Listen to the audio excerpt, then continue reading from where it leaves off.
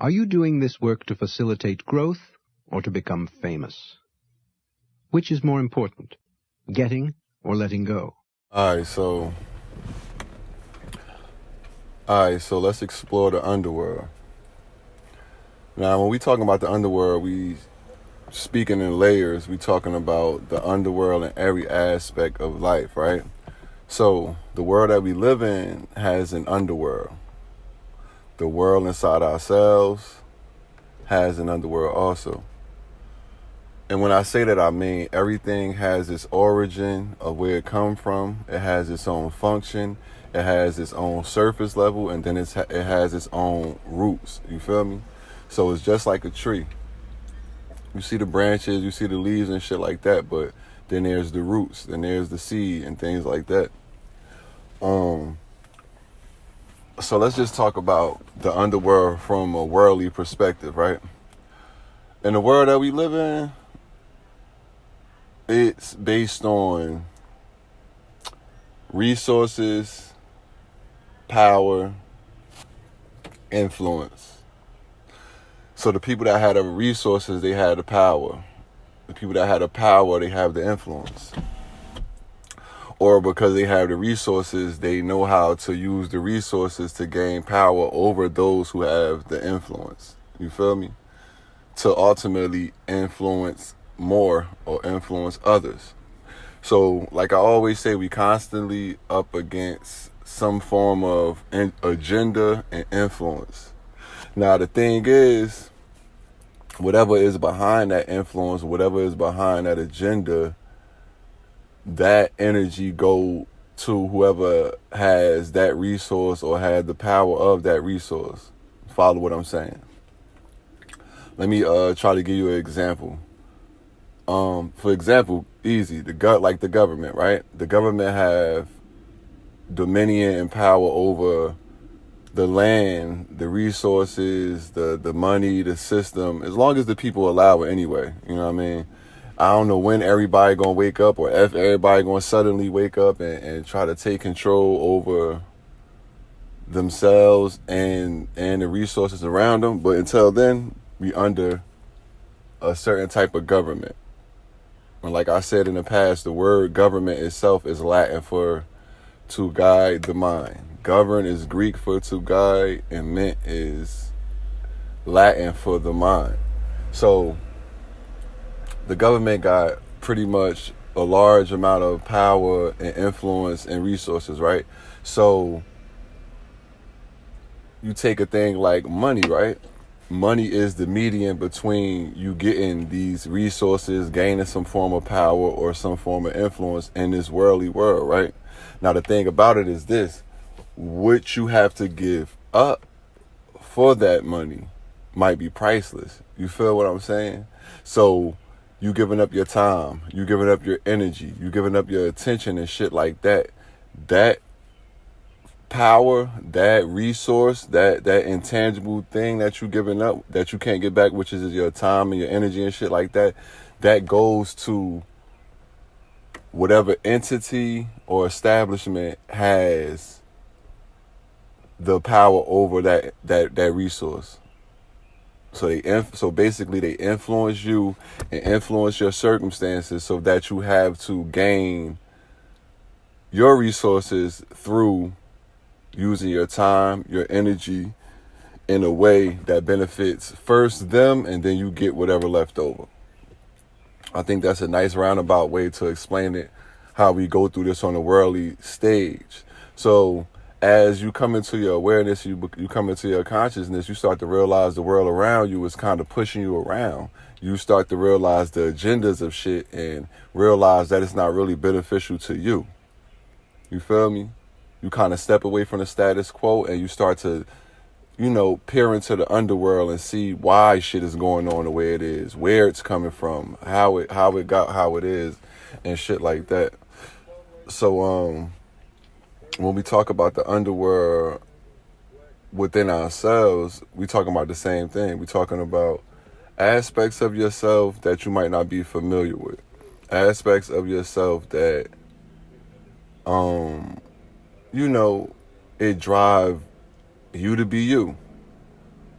And the thing about the underworld is this, right? The reason why I even call it the underworld is because it's something that's abandoned. It's something that's neglected. It's something that's out of the realm of the average person, out of the realm of your consciousness. So, like I said, it's the reason you act the way you act. It's why. It's the hows. It's the wheres. It's the whens. It's the whats. Not just the surface level. Because we already know a lot of people live on the surface level. That's why a lot of times when you meet people, you would say they lack substance or they lack depth. Okay, so when we talking about the underworld, we got to look at it like how you look at an iceberg, right? You had an iceberg and then you had the tip of the iceberg. So the tip of the iceberg is everything you see, everything you're conscious of.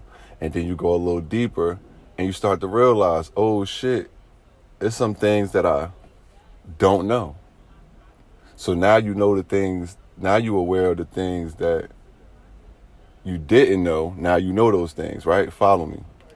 And then in that same instant, you got to understand that, oh shit, it's a whole bunch of things that I don't know that I don't even know. And that's going deeper into the underworld. Now, it's important that you gain that perspective of knowing that it's things that you are totally unaware of and you totally oblivious to, and that you have no idea about, and that these things can be driving you. These things can be pushing you around. These can be the origins of and the roots of why and how everything in your world is seen, experienced, so on and so on within your realm of reality, right? Because you are the common denominator in your reality. So you act as a median between your underworld and the world that you live in. And what the whole point of it is to, like I said, dive into the underworld. Go look at the unfamiliar, and it'd be a lot of shit down there.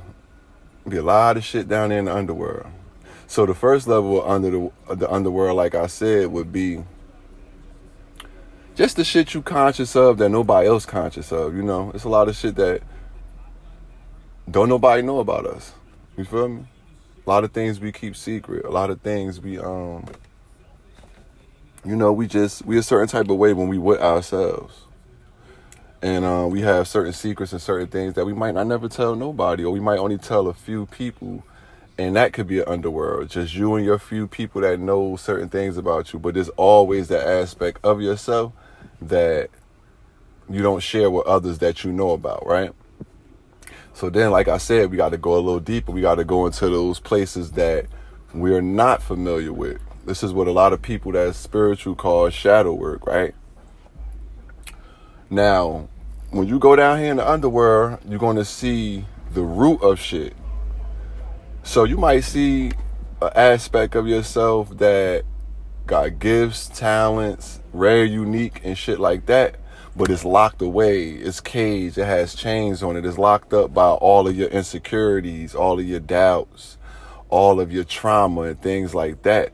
So when you're spending time in the underworld, it's important that you engage with these aspects of yourself rather than run from them or call them something else or call them anything. It's best that you actually just spend time with them. This is the realization you want to have. You want to have a realization of being able to be with all aspects of yourself, even the unfamiliar ones, as you come into familiarizing yourself with the shit. You feel me? Because the shadow, it get ugly. It could get ugly because, like I said, we're not familiar with it. So it's easy to call it something else. And this is where we get the term projecting from. When you say, a person, you pushing your perspective on me, or you projecting on me, you saying that's me, but that's really how you act. So what we do when we unfamiliar with these aspects of ourselves is we project them out to the world. So we say that's the problem. We say he's the problem, she's the problem. We say this is the reason I can't do this. This is the only reason why I'm doing this. I have to do this, and shit like that. So your life begins to feel like it's out of your hands, like you have no control of it, and it's easy to give your power away because you haven't come into a space within yourself where you can even grasp it yet. You feel me? So when you're going into your underworld, you're going to see things that are going to seem like they don't reflect who you believe you are. Now, the thing is to stay down there long enough to engage with these aspects of yourself. Because on the surface of the world, you're supposed to act a certain way. You're supposed to look a certain way. So when you find things in your underworld that don't correspond with this world, you start to be conflicted within yourself. You start to question yourself, which is a good thing. Questioning is always a good thing, but the thing about it is you can't be biased to what you are revealed. In this world, and the way of the world, and having a worldly mind or having a human mind, you can lean to the side of the things that you know already, the things of the way of the world. So when you enter your underworld, you can feel lost. And this is where you get that feeling, like I said, where shit is out of control and you don't know what to do, and you feel like you don't know who you are. A lot of times they call this the dark night of the soul, when you have an ego death, when you basically, you just enter in the unknown. That's the best way I could really put it. Like I said, the thing is to stay there and allow yourself to merge with these things. Allow yourself enough time to, let your bias kind of fade away and for you to just gain some clarity down there. And the hardest part of this is, like I said, labeling, judging, calling this something. You have to have a label on it. You have to be able to call it something and put it in a box. That's the nature of the ego. It's always trying to accumulate something. It's always trying to put a label on something so that it can familiarize itself with the thing. But what we have to understand as we enter in the underworld is that all of these things are aspects of us in some shape or form. And they don't need to be packaged and bagged and labeled up under something that already exists outside of us. So follow me. This is why a lot of times people cling to books, or they cling to religion, or they cling to some form of living or some form of institution or some establishment that already exists, because they're not able to trust themselves when it comes to the aspects of themselves that they're now learning. They're now coming into union with. You feel me? So because the shit is unfamiliar, we just fear it. We want to run away from it. We want to be like, that can't be me. Couldn't be me.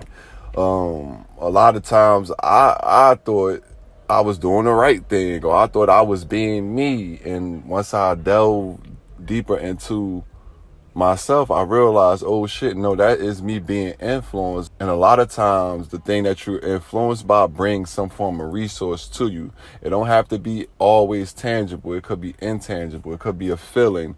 It could be a way you like to see shit. It could be a way that something that can comfort you.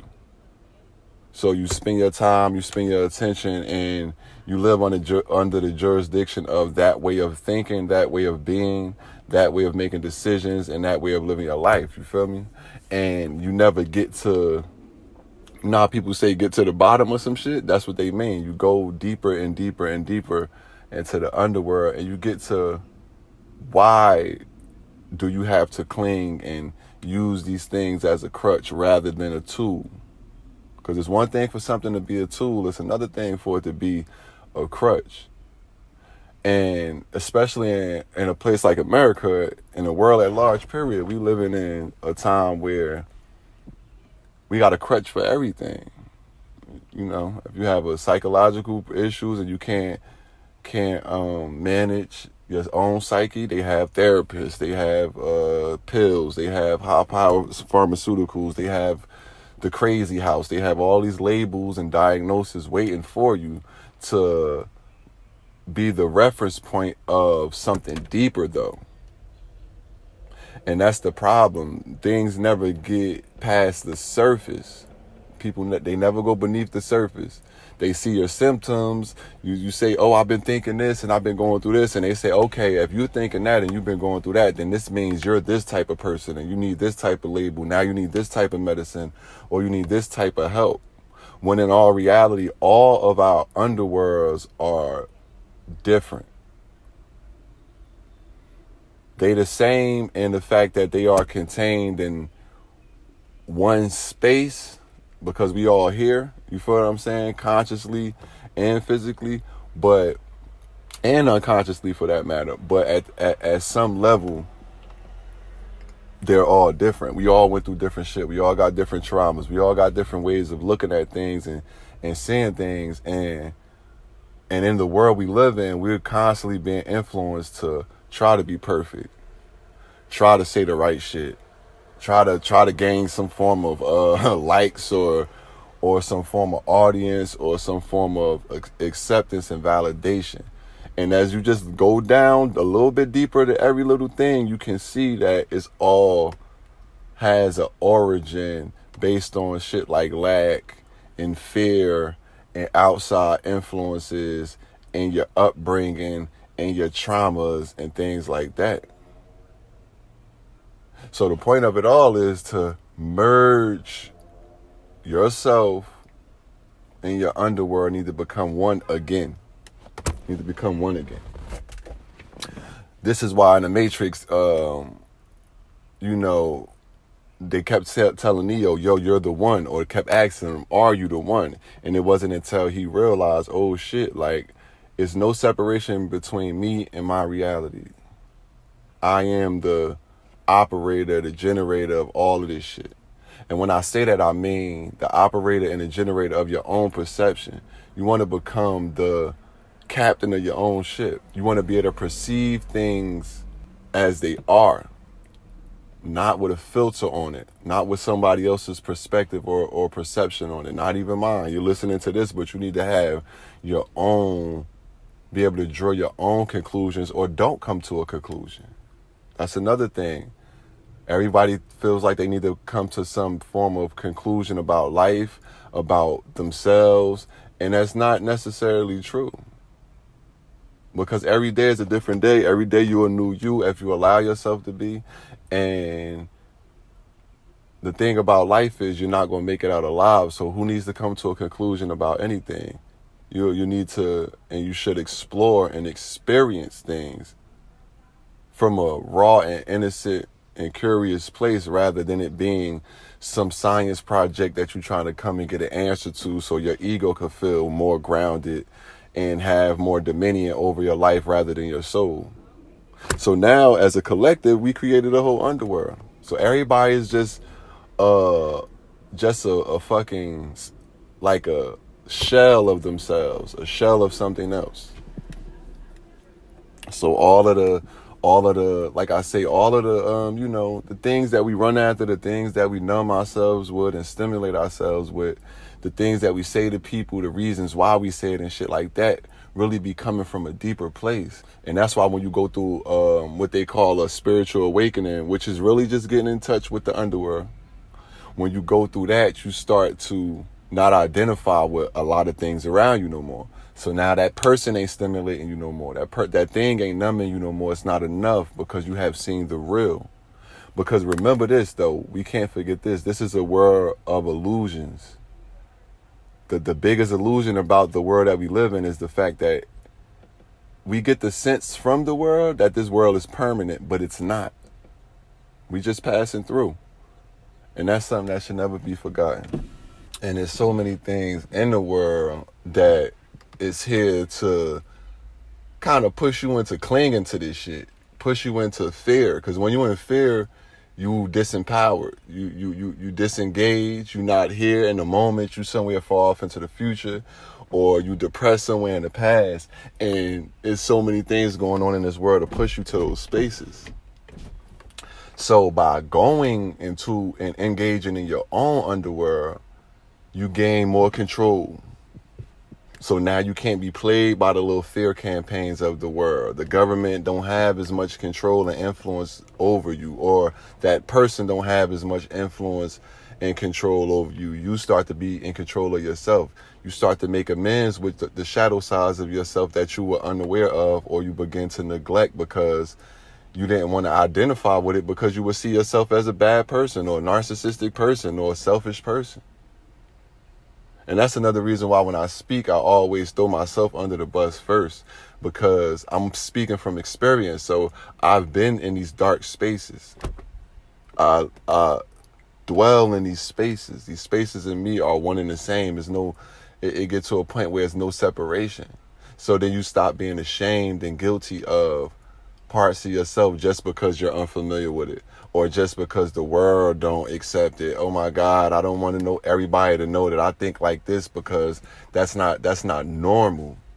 And you stop buying into the idea of what normal is. Because I want somebody that use that term to really show me, like, what is normal? In this world, normal is acting and conducting yourself in a specific type of way, speaking in a specific type of way, and learning and taking things in a specific type of way. But like I said, who is gaining that energy? Who is, what establishment or institution or whatever has the dominion over those resources to make you depend on that?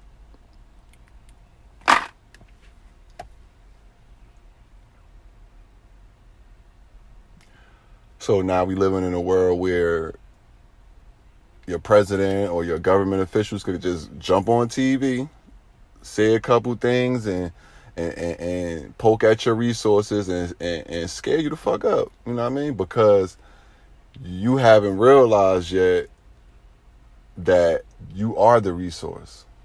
You haven't realized you are the abundance. You haven't realized there's nothing here without you. You feel me? That you the precious thing. So you wind up holding on to each and every little thing and feeling like your life is slipping away and shit like that, just because you starting to rub up against the unknown parts of yourself. And when you don't engage with your underworld, you live a life of ego. Whether you're a nice person, or whether you go to church, or whether you follow all the rules, you still living under the jurisdiction of your ego. What you should do, who you should be, where you should go, where you shouldn't go, all of that kind of shit. Appearances. This is a world of appearances. Everything come and go. I say one word, then the next word come, and the next one go. You feel me? That's the nature of life. But you get tricked in believing you're supposed to gain some form of stability here, like it's going to last forever. Or you get tricked into shit like, you know, a lot of religions. They trick you into feeling like if you do something here good enough, you'll finally gain a spot in heaven. Wow. But you can't have it here. You got to go through hell here. They trick you into doing that because your ignorance. And the more shit we ignorant to, the more control outer things have on us. But like I said, when we come to the, you know, we come to the realization that we ignorant to so many things that we'll probably never know, then we starting somewhere. But if we think our job is to know more shit and accumulate more things and get more of a grasp on this world, then all we doing is just feeding our ego and starving our soul. You feel me? So at some point you're going to have to come face to face with the underworld willingly. This is my point. You come face to face with the underworld willingly, because it's going to creep up. It's going to get you. Everything is a mirror. Everything is a reflection. Everything is a reference point to something deeper, something greater, something of more substance. So when somebody has an outburst of anger or some shit, that don't just come out of nowhere. That was there already. When I used to see people as enemies, because I didn't have power over my own self, I saw other people outside of me as enemies. I saw the world as an enemy, which it could never be once you gain power over yourself and you merge and become one with yourself. Real shit in real life,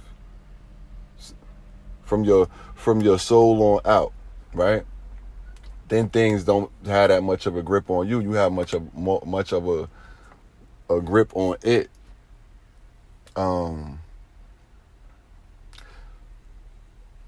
So that you're not easily moved, you're not easily tampered with, you don't easily fall to your fears. You question your fears. You start to feel fear and you say, okay, here's fear. How you doing, fear? What you got to tell me? Here go another aspect of myself that I must not be, properly engaged with. So let me get to know it so that it can become a resource. Once I gain that resource, I have influence over my own reality. Once I have influence over my own reality, then I have the power.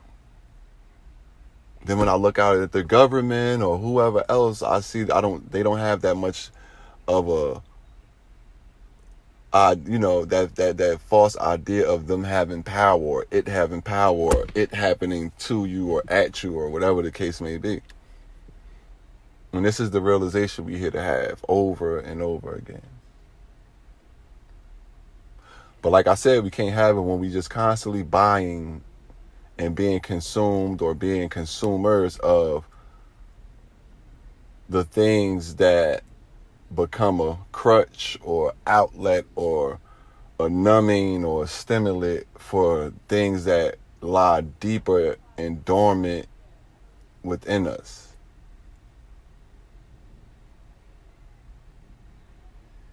So I look out in the world now, my perspective is different. My perspective is never they. I used to say they. I hear a lot of people with the they. They doing this, they doing that. Oh my God, stock your kitchens up. Oh God, watch out. The government's doing this, that, and the third. It don't matter. We ain't here for that. We here for self-realization and self-transformation. If you listening to some shit like this, if you got this far into this podcast, then yeah, you here for self-transformation, and that's it, and that's all. Whatever come from that is going to be a direct reflection of how deep and how much substance you have within that transformation. And it really starts as a knowing and a feeling. Once you start to integrate these aspects of yourself that have been unknown, unseen, or unfamiliar to you, you start to engage with them. You start to feel more power. You start to have more confidence. So then you stop needing them. You might use the makeup. You might still like the Porsche or the Range Rover, but it's not the thing that you need to hide behind to feel this sense of power that you truly haven't tapped into yet. And everybody not gonna get here, and everybody not gonna get this. This for the real ones though. And what you're gonna notice as you go deeper into the underworld is that you just letting shit go and seeing what's already there. You're doing what the scientists do, this discovery, self-discovery. Like, oh man, I didn't know I was that ill. I didn't know I was that bright. I didn't know I could express myself like that. I didn't know I was that creative. Shit, I didn't know I was that scared. I was scared for nothing. And you finally face the boogeyman.